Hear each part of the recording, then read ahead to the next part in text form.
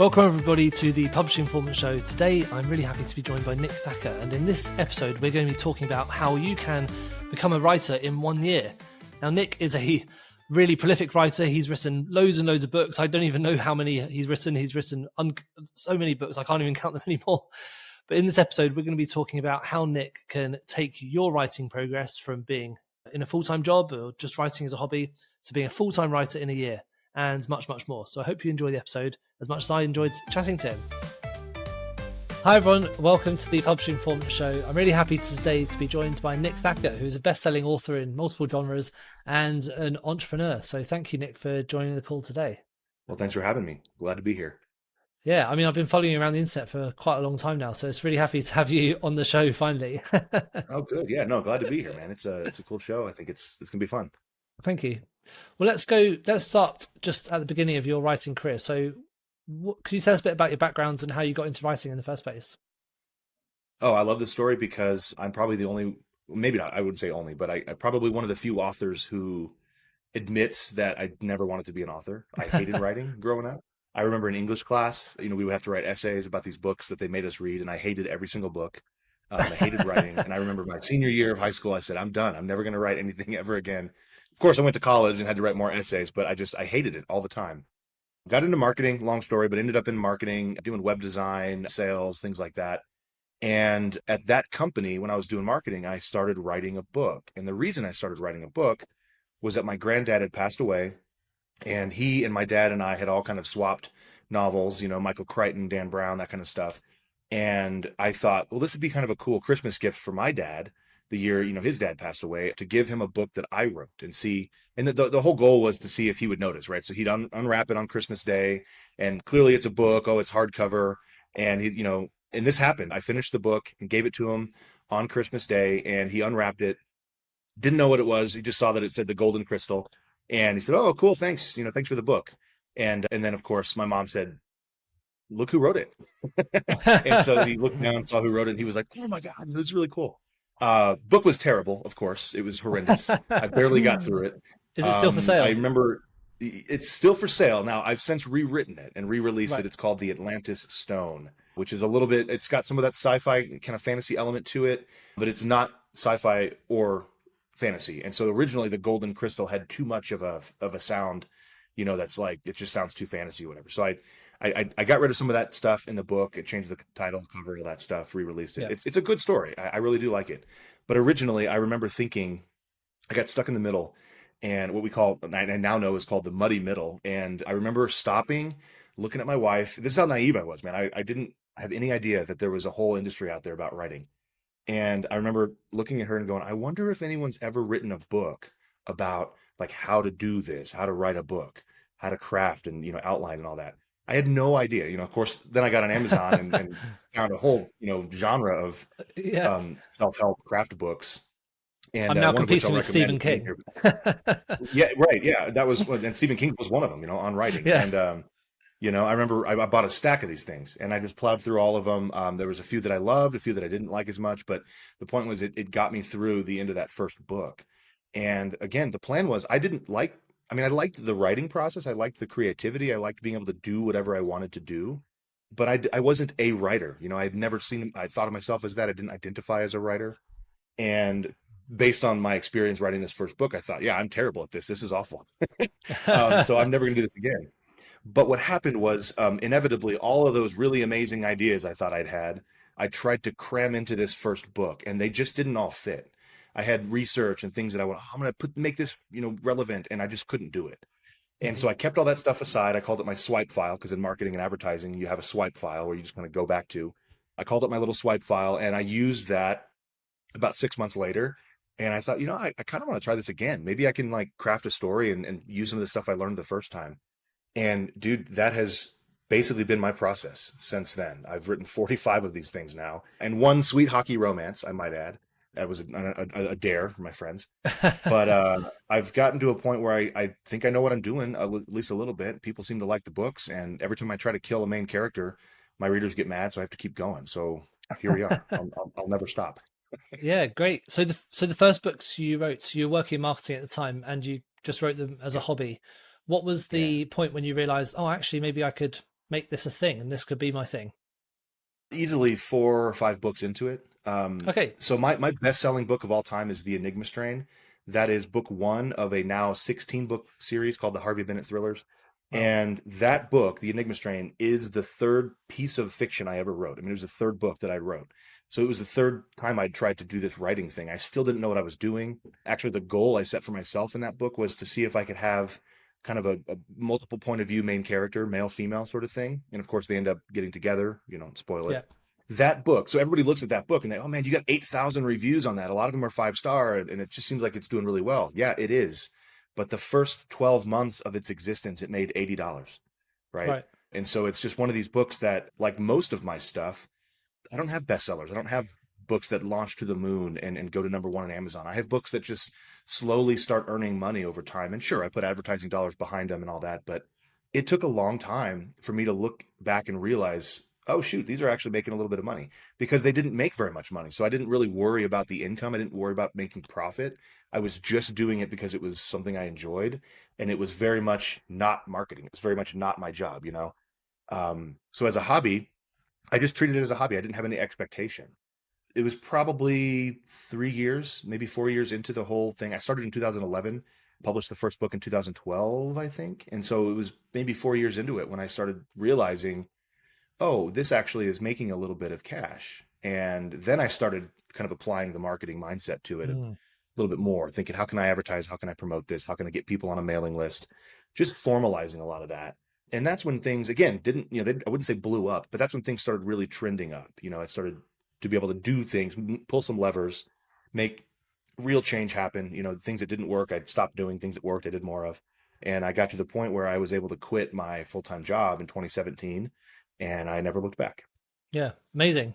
I think the way you've done it is the best, because obviously you started writing, you found out you enjoyed it, and you did it anyway. So even if you weren't Yeah. earning money, you probably would have been doing it for fun because it was something you enjoyed. And that's Precisely. probably, Yeah. I teach authors that all the time. I try to anyway. I try to tell them, like, look, you see us, you see guys that are doing it and that are successful and that do make money doing it. But if you go into it with an expectation that you will have that or you will do exactly what we're doing, you'll probably be disappointed.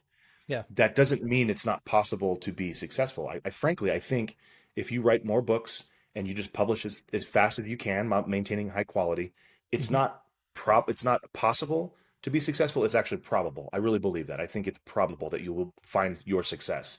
But going into it with an expectation of very clear, this is what it's going to look like, this is what it's going to be like, this is how much I'm going to make, setting yourself up for failure, because it is such a weird, fickle industry in general. And you can't really build a career based on someone else's. It Yeah. has to be your own unique thing and your own journey. Yeah, definitely.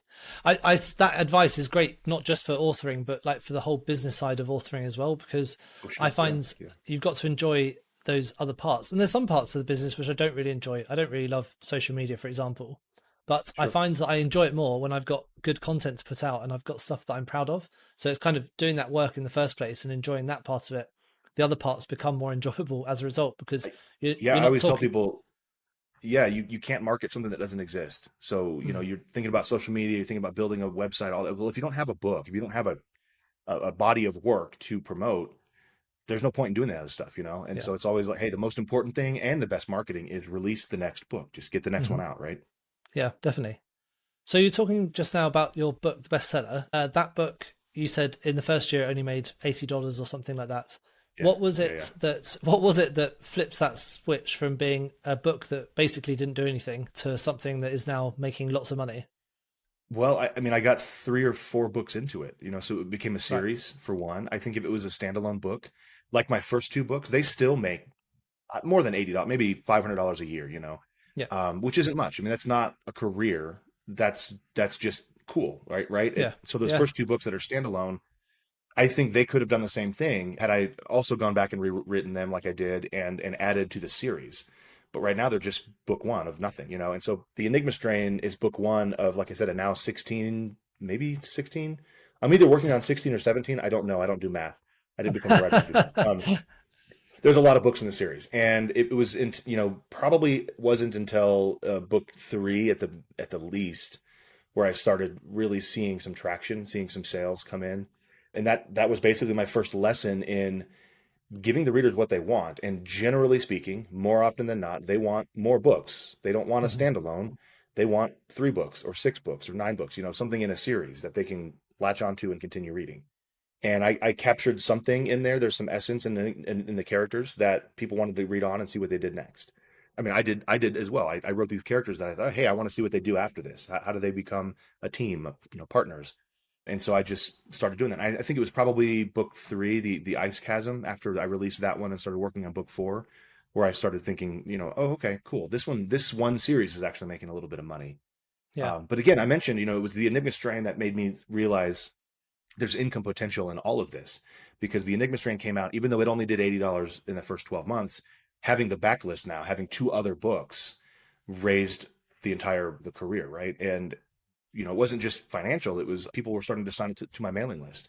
I Hmm. offered all 3 of those books for free if you signed up for my list. And so early on, I was able to get a pretty decent sized list. And then I used that list to promote the next books. And it just all snowballed from there. Yeah, interesting. So it sounds like you did use a lot of your background in marketing to start promoting your books and using that experience.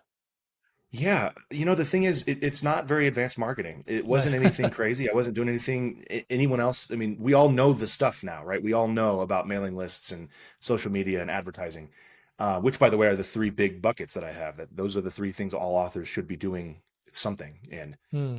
The difference was I came into it with a marketing mindset. I knew that, hey, I've written this book. I've got enough ego to assume that if it's good, if I think I like it, there's probably somebody out there that also likes it. Mhm. And even though I'm not approaching this like a job, it is a business, and I realized that. And so I said, well, how do I market this? And for me, the answer was just get people on the mailing list. Just get Hmm. them over to my corner of the internet. And the reason, for that was early on. I wasn't trying to make money. I was trying to fight obscurity. Nobody knew who I was. So I was like, I'll give you my books if you just sign up for my list. And then if I, write this other book, I can send that to you. And maybe you'll buy something one day. That was literally the extent of the mindset. But what's funny is that is still the mindset. I mean, that's still what I'm trying to do. Yeah, obviously it's a career, so I need to make sure I'm making some income. But I've got so many more books now. I can pull a bunch of those levers. I can give this away to get people on the list and sell them this thing over here, or book 1, and then I have 7 books. So it just becomes a lot easier to do all that marketing stuff because I have the backlist. Because you can't Yeah. market something you don't have. Oh, yeah, definitely. I mean, that quote you just said, that could be our quote card. You said the aim of the writer at first isn't to make money; it's to fight obscurity. Exactly. That's Yeah. such a good concept that I think a lot of people get worried about these like marketing techniques that they say, oh, how am I going to do this? How am I going to do that? How am I going to do ads? But you don't really need to worry about those things at first. What you should be worrying about is what you can control. Are you writing Yeah. books? Are you doing the Yeah. work? It's so true. Yeah, It is got to so be. true. People, authors think, again, they see me or someone else, they're like, oh, you're making X amount of dollars a year. That's where I want to be. Hmm. Great. You have to write the books. And Hmm. as you're doing that, yeah, you'll start to make more sales, but really you should be focused on grabbing as many eyeballs as you can and just giving them everything that they need to become Hmm. a fan of yours, because then and only then will they part with their money for the next book. It's Yeah, so hard to advertise something if they've never heard of you before.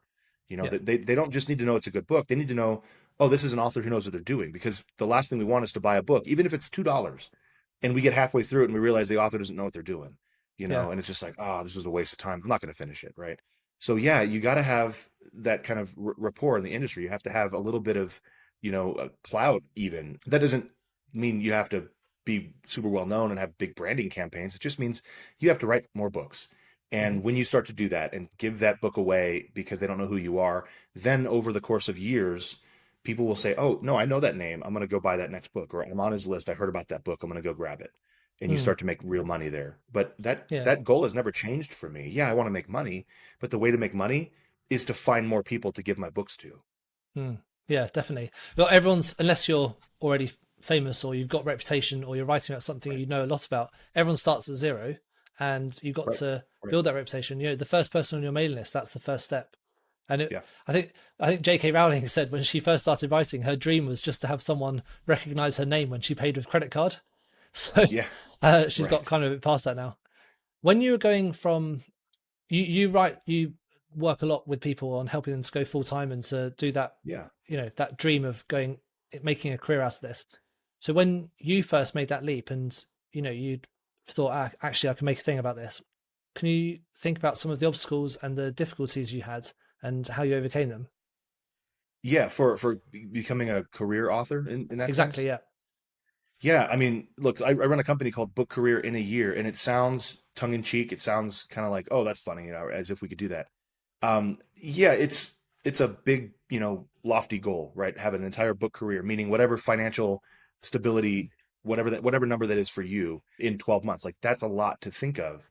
But the goal with it is to show authors that like, look, I've made a lot of mistakes. I've done this for 15 years now, something like that.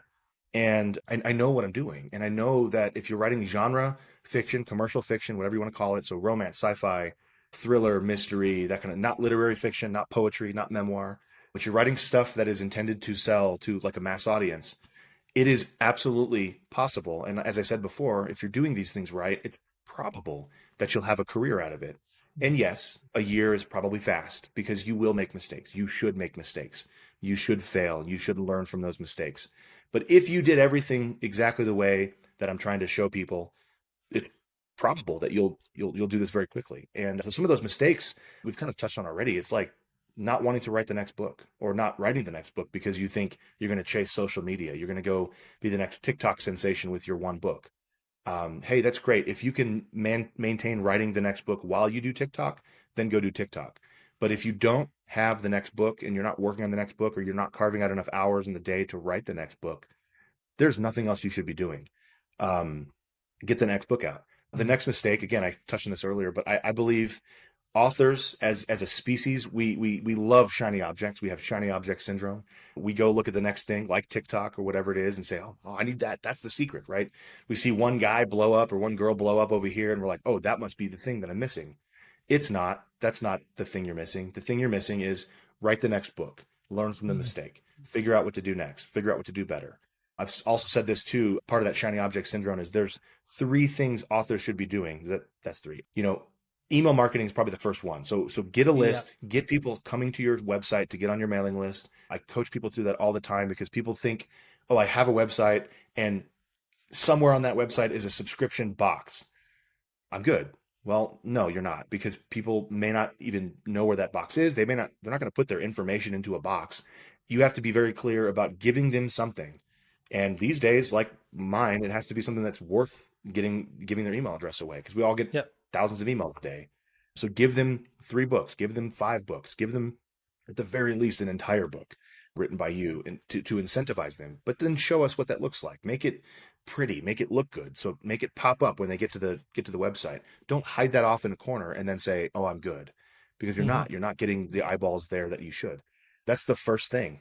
And once you kind of figure that out and get a list going, build the autoresponder sequence, all that stuff that, you can get in the weeds, but it's important, then you can start focusing on building out social media platforms. And that this doesn't have to be, going and making 3 TikTok videos a day and killing yourself. It can be as simple as what I like to tell people is you want your social media platforms to not attract people. You're not on social media to attract readers. You're there to be attractive if and when they find your platform. So my Facebook page shows who I am. I'm not out there trying to say, hey, come buy my book. Hey, come over here. Hey, come like this page. I'm just saying, hey, this is me. When I post here, I'm talking about stuff I like, whether it's writing or whiskey or woodworking or hockey, and then people come and they think, oh, this guy is somebody that's like me in certain ways. I like him. I'm going to follow him. And, one day I might even buy his book. So you're looking to be attractive, not attract.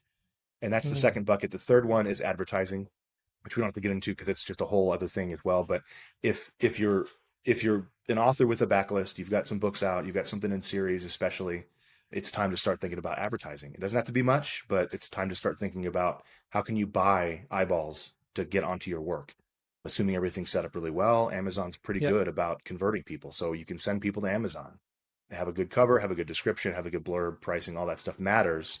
But, you can literally go on Facebook and buy people to go over to Amazon and potentially buy your books. And that's what we're after with advertising. Yeah.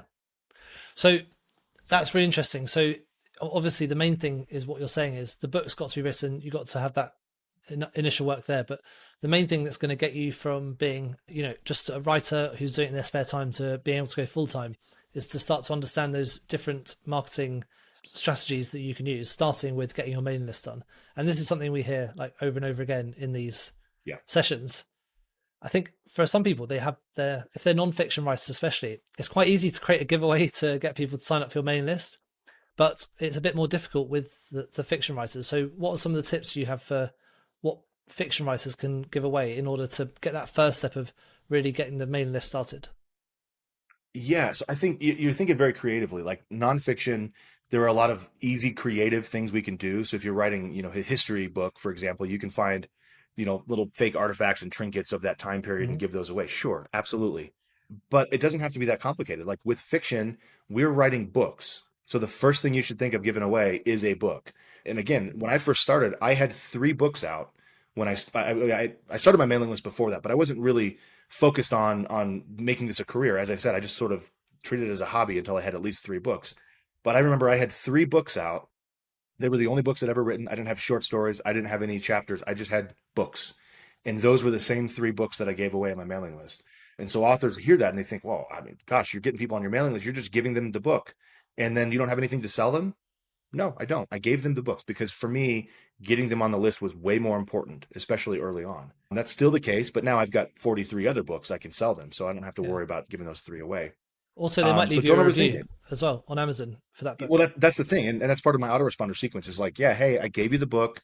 The second day they get an email, did you get the book? And then 3 days later, they get one that says, hope you're enjoying the book.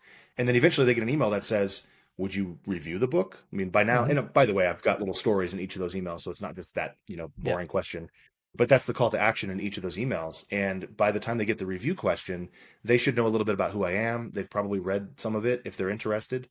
I get a lot of reviews from that. People go and they click through and they check out Amazon, and then that even juices Amazon's algorithm to say, oh, people are landing on this guy's book. They're leaving a Mm-hmm. review.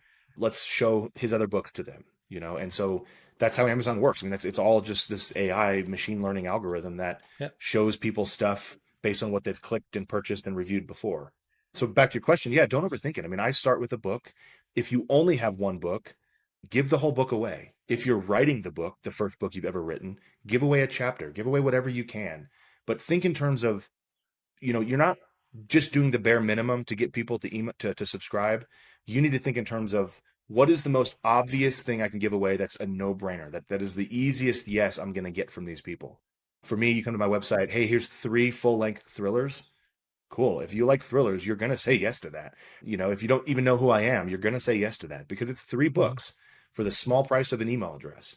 And they know they can always unsubscribe later, right? So just make it, clear that you're giving away something that is so obviously a yes that there's no question in their mind they're going to subscribe. Yeah, definitely. That's a really important point you made about sending people back to Amazon as well to leave the review, to make the purchases, because Amazon changed their algorithm quite recently within this year. And it did always do this before, but now it's placing more focus on it, on previous purchasing behavior and the way that you interact with the website. So it was always a factor Sure. that your previous purchases were going to, tell Amazon what to show you when you next do a search, but they're now placing even Yep. more importance on that. So, your previous purchases make quite a big impact on what Amazon's going to show you as a customer. And then that obviously Right. has impact on what you're going to buy next. That's great tips you just gave. One of the things I struggled with the most, going from like a job where you're told what to do and there's someone asking you why you haven't done what you said you were going to do, to working for yourself and making sure you're keeping on track and being productive all the time, is being productive and sticking to goals.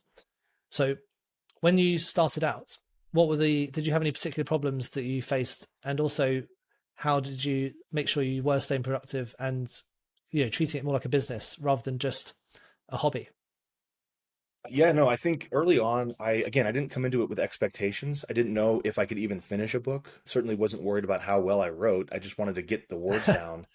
And I was shooting for the 100 to 100,000 word range, 100,000 to 110,000 word range, because that's, I believed, what most of the action adventure thrillers in my genre were set at. So that was literally my goal, was finish a book and it's this long. I did have a deadline, which was Christmas. Obviously I wanted to give this to my dad for Christmas. So that was my hard deadline. And I'm not a deadline guy. It's funny, I have to have them or I won't do any work, but I Hmm. always blow past them. So I have to set this like weird squishy deadline range of like, okay, well, I'm going to work on this and I want it done by September, and then inevitably it'll be done in October, but it'll get done. If I don't have the deadline, then the book never gets written. So I didn't know that about myself early on. All I did was I just said, well, I'm going to write when I have, the time. I opened my laptop on the plane. My wife and I were visiting Colorado, where we eventually moved. And that was when I first started writing the first book. I said, I have this idea. I'm going to try this. I like writing on airplanes. I like working on airplanes. And so I opened the computer, started writing, wrote a couple chapters. It was terrible. But I started that learning process of, how long is a chapter for me? How quickly can I write one? And it's this game we play of, how to hack our own productivity, and you can read all the books, you can get all the apps. I had all the writing tools. I remember getting Scrivener, which is what I still use. I remember using Microsoft Word, which I hated with a passion. I remember I can't even remember. There's like 3 or 4 other ones that I tried out because I loved playing with apps and all that. And I eventually Yeah. found Scrivener it gelled with my mind and the way I could, kind of focus. Um, I eventually learned that if I sat down and wrote for a solid hour, I could get a good chapter done. That was at the time, again, not a good writer, but it was well edited. It was self edited, but it was well edited and it was pretty clean. And I learned things like that. And so I knew after a while that, hey, I can't really do the writing at work. I can't really hide under the cubicle and type for an hour during lunch. That's just not where I work best or work at all. I couldn't split focus. I learned that I couldn't, and this is still true today. I can't go from, like, for example, this interview to writing, like there has to be, unfortunately, at least a 15-minute gap of, like, mindset shifting and, checking emails. I just can't do it. And vice versa. I can't come out of writing and then immediately be in, like, email brain. Some people can, and I'm jealous of them. Some people can also fall asleep at night right away, but hey, I can't do it. So, I don't know that I'm answering your question other than saying, hey, this is what happened with me was I started doing this and I just started paying attention to my own habits, my own desires, my own needs. Yes, we can set new habits. Yes, we can change who we are over a long period of time.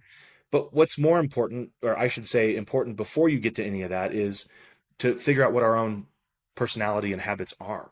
It's Hmm. one thing to read On Writing by Stephen King and go, oh, this is what he does every day, so I'm going to do that. Well, you're not Stephen King. And so you should at least know, when I read On Writing, I'd already started writing my book. So I was like, hey, that's not a process that I think could work for me. Maybe I'll try it, but that doesn't seem like what I want to do. I don't like typewriters. I don't want to lock myself in a closet. I don't want to not talk to my family until I get the writing done, whatever. I don't want to be on meth and heroin or Yeah. whatever. Again. So like whatever it is, you should know enough about yourself to know, hey, I don't think that's going to work.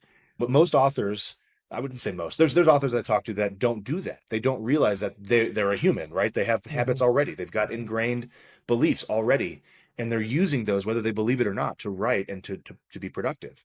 So you really have to self-analyze better, and you really have to know, this is how I work best. This is when I work best. This is when my family's here and I like my family. I want to be around them. So I'm not going to Hmm. just use that time just because it's my most creative time.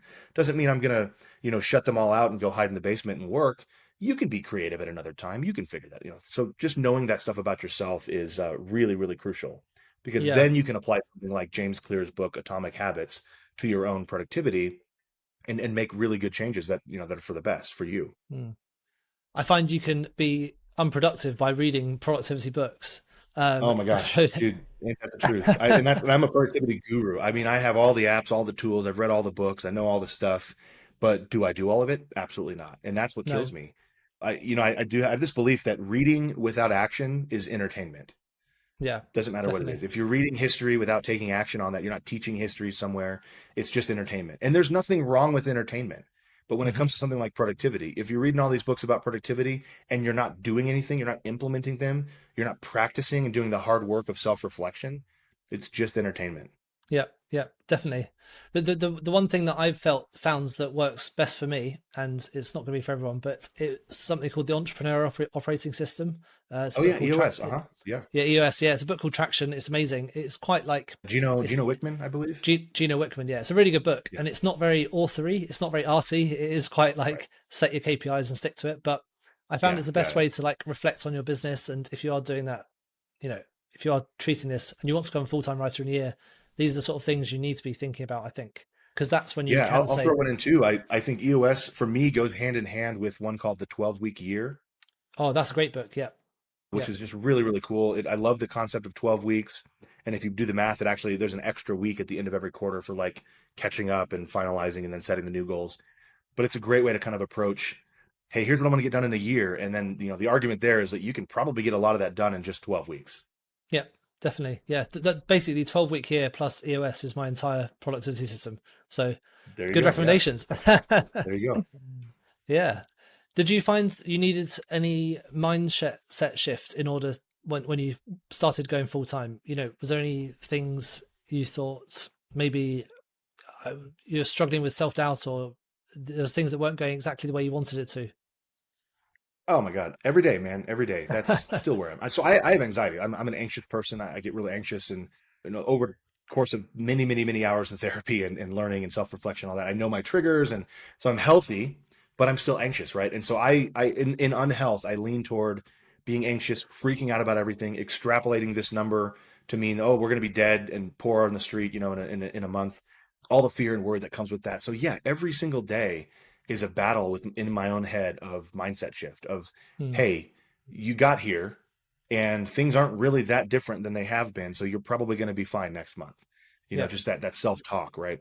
One of the big mindset shifts I had early on was in realizing this is a business, whether we like it or not. What we're doing by putting a book out into the world is saying, hey, here's a tiny itty bitty, almost insignificant business, but it is a business. We are putting it for sale. That implies, again, it's good enough that other people might like it. And even if you pretend like you don't, you want somebody to buy that. There's so many authors that are like, well, I just write for myself. And I'm like, great. Why are your books on Amazon? Why are they for sale at Barnes & Noble? Why do you have a website? Like what, if they're for yourself, there's nothing wrong with that, but then don't put them online. So the reason I'm getting to that mindset shift, talking about mindset shift here, is these authors are lying to themselves. They're trying to let themselves off the hook with this. And I know I'm being a little harsh here, but like it's a mindset shift that I had to go through as well. Oh, I'm just writing for myself. I just want to write what I want to write. Great. Then why is it for sale? You're just letting yourself off the hook. You're saying, oh, I don't need to learn marketing. I don't need to learn advertising. I don't need to be a brand.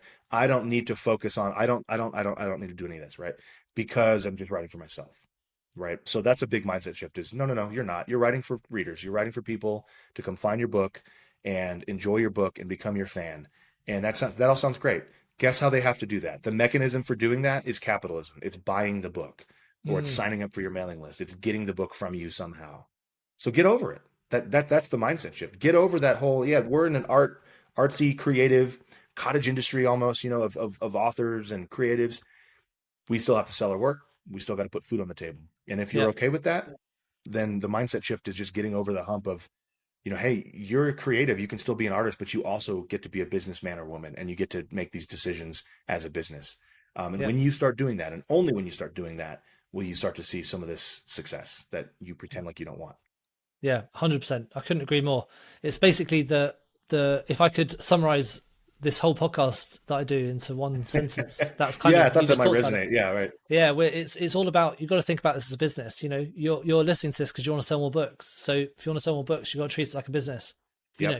Only very, very lucky authors can just be complete artists and hope to make money during their life in that way. Like you got to work. Well, and guess what? Those authors, there's a business there as well, and they may not be the one running the business components, but they're still a business. There's no way to buy a book without buying a book. Like I cannot go get Stephen King's next book without getting his book. No, he's not going to just give it to me, right? He's not going to print it out and hand it to me. So yeah, absolutely, man. He probably even charges his wife to read the book, I imagine. Probably would. I would. Hey, if I can't even get her to buy it, why do I expect anybody else to buy it, right? Yeah. And also you get another review out of it as well. That's right. Now, so basically the reason people would have picked that up. Sorry, I'll start again. So the reason people would have listened to this podcast in the first place was because we said, how can you, become a writer in a year and turn it into a full-time career? So you've got your program, which is about just that. It's about becoming a full-time writer, do it in a year. So could you let's go through just roughly the step-by-step that you would need to go through in order to get to that year. And then we can talk about some of the applications of that you'd put in real life. Yeah, sure. There is a lot. There's a lot of work, but there's some core components. There's basics here. So if I do any coaching with an author, these are the things that I'm going to focus on first and foremost. And day one, week one is going to be, do you know how to write a book? Do you have a book already? Is it good? Is it good enough to sell?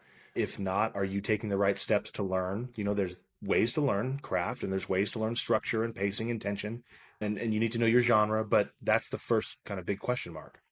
Many authors that I coach are already over that hurdle. They know they've already written books. A lot of them have written a lot of books. They're just like, I don't understand why they're not selling better, right? So that's usually something that they've already answered. They know how to write a book. Then step two, I say, well, are you writing the next book? Because no matter what we do here, we need to have something new and fresh to market at the end of this, right? And that's the next book. So once we kind of answer the writing question, we get into the marketing stuff. We get into when somebody goes online to find out who you are, do you have a website? Do you have a place for them to go? And I call this the home base on the internet. Like it's something you own. It's not a WordPress.org, I think is the website, it's or Wix, it's not a Squarespace site. It's something you own, that you host, that you pay for. But the reason for that is that they can't pull the rug out from under you. If anyone's following the WordPress stuff right now with Matt Mullenweg, it's crazy. Yeah. He has full control over everyone's WordPress.org sites. I'm on WordPress, but I use self-hosted. I manage it myself. He can't touch it, basically. Anyway, the point is you have to own it. You cannot build a home base on, or by my definition, a home base is not something that's built on rented land. So it's not Facebook page. It's not a Twitter profile. It's not an Amazon, author page. Those are great. Those are called outposts, and those all point back to the website. But the website is the home base. And so we talk about that. We talk about how to build that, what you need. Again, I don't like overthinking things. So I'm like, hey, bare minimum, just have one page. Here's what you put on it. Got to have that pop up with the book that shows the freebie offer you're giving them, whatever. And then we talk about the outposts and stuff that gets into social media, that gets into one of my big buckets, which is you need to have something. You need to find out where your readers are. If you're nonfiction, they might be LinkedIn. If you're writing business stuff, if you're a Twitter, it might be nonfiction. If you're Twitter, if you're writing fiction, it's probably Facebook, Instagram, TikTok, one of those. Pick a place, pick a platform. It doesn't have to be more than one at first, but then start being attractive, right? You're not trying to go there to attract. You're not going to be on there every single day, posting, tweeting, here's a picture of my dog, go buy my book. You're just trying to be attractive and build that outpost to be attractive for people. This shows your personality. This shows your brand, which is kind of the next thing we talk about at that phase. Like, hey, branding is all you are branding, whether you realize it or not. So you might as well put in at least an hour or two of work on what does it look like? When I put my name out there in a logo format, what does that look like? Is it consistent? What's the color scheme that I want to use when I want to say this is my brand? I used to make these little pretty graphics with a quote on them from a book, and I would just use whatever was pretty in the app. I was like, oh, there's a mountain, and then there's some like fog, and then like some serif text. None of it was branded, right? It was cool and it was great, and it was technically posting on social media, but it wasn't my brand. And so I've had to kind of go back and say, well, whenever I get on TikTok and post something, I want to have my colors, my brand show up, So that's important. It doesn't take a lot of work, but again, you got to think about it. And then, so at that point, they're writing a book, they've got a website, they've started to play around with some social media stuff. Obviously the email, that's part of the website. That's kind of in that phase of like, when you put a website up, you got to have a mailing list. And so we get, talk about the platform you want to use and having an autoresponder sequence.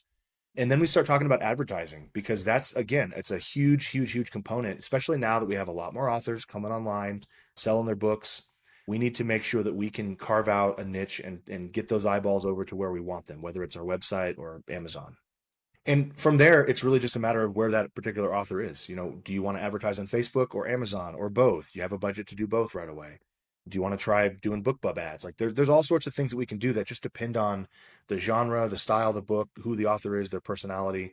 So it is a lot of, courses, but it's also coaching, right? It's also kind of done with you sort of format. I just had a lunch meeting with a lady yesterday who's an accomplished author, knows what she's doing, just needs help kind of focusing, like homing in on what to do. She's like, I know all the stuff that I could do. I've heard of it all. I've even played with some of it. I just, obviously need to focus on something to really make it work, which she's correct about. She's like, I just don't know which one to focus on. So then I can come alongside and say, hey, based on what I'm seeing, I would do this next. And for her, it was get that pop up on your website with a freebie offer that's so obvious and so good they can't refuse, they can't say no. And then let's start advertising that. So on Facebook, we're going to run ads to that website to get people on the mailing list, and specifically a landing page that we're going to build. So just things like that. And that's the kind of stuff that I like to do. I've talked about a lot of stuff. I'll shut up. But basically, Book Career in a Year as a company is just all of my nonfiction. So it's books, courses, coaching, teaching. There's a blog. There's free stuff. There's podcasts. It's everything that I'm doing to help authors get to the next level. So it's Yeah. not just one course. There's courses there. Frankly, we don't even have the full course out yet. The idea is we're building all these little mini courses first.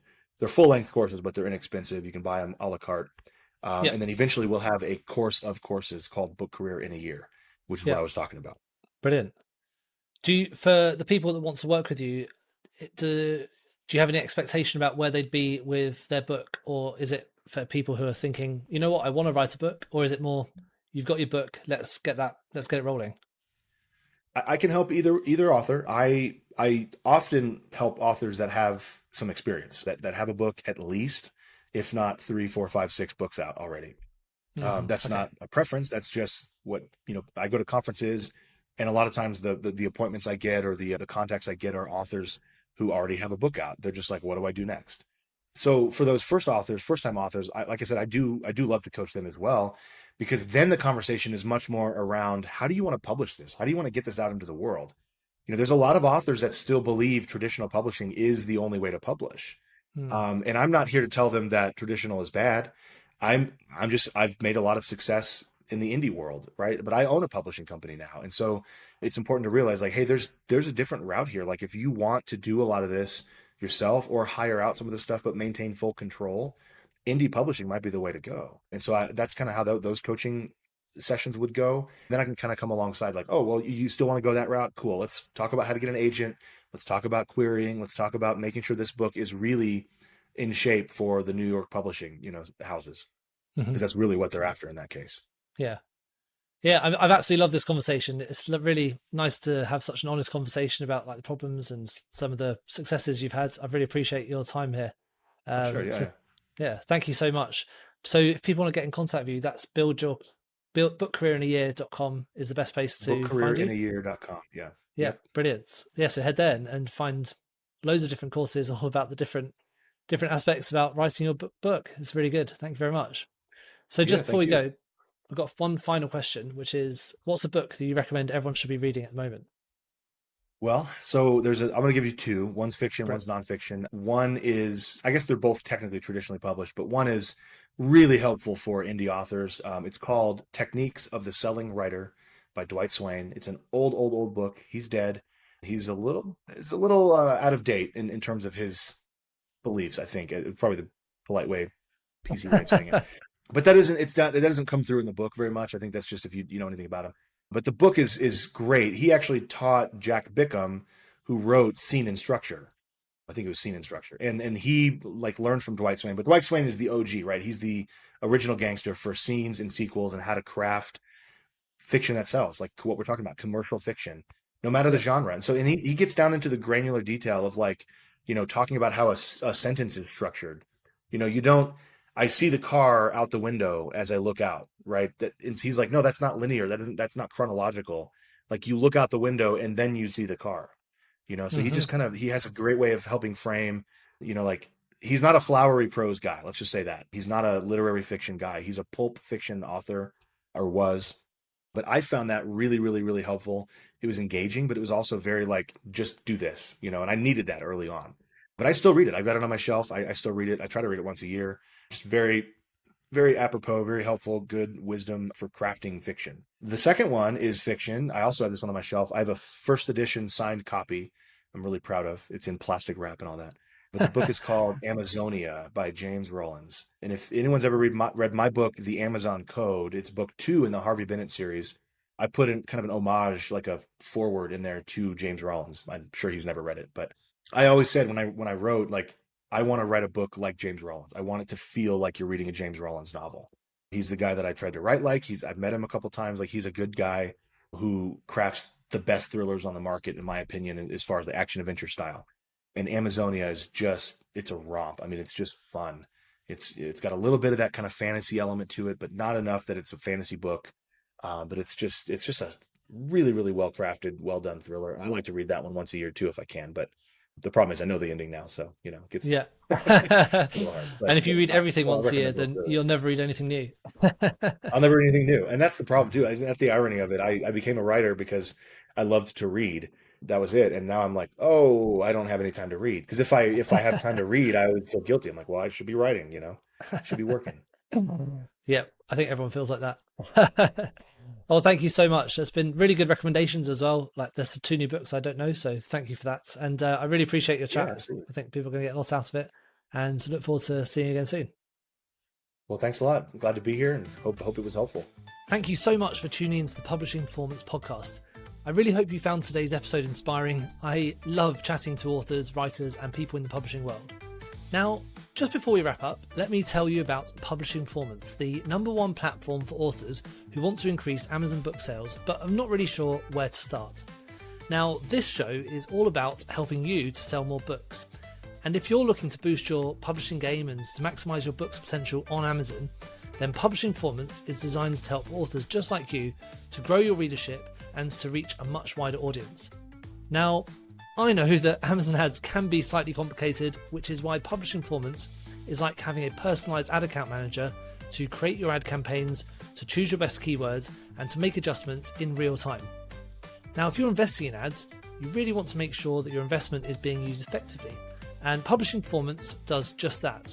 It aims to make your budget go further, improve your organic rank, and target keywords more effectively.